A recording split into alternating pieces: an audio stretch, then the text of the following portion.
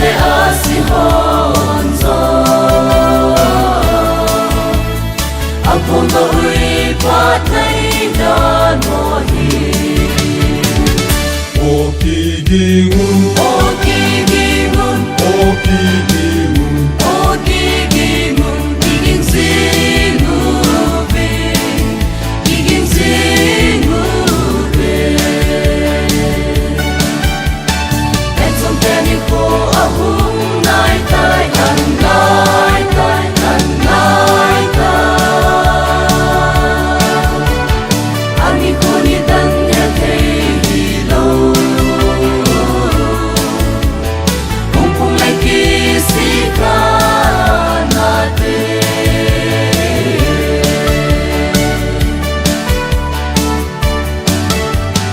Kanyang sulat pati sinso Ang itingin asulang So pinalumog nahin Isang wazin Jesu Christa tu o kigingun, O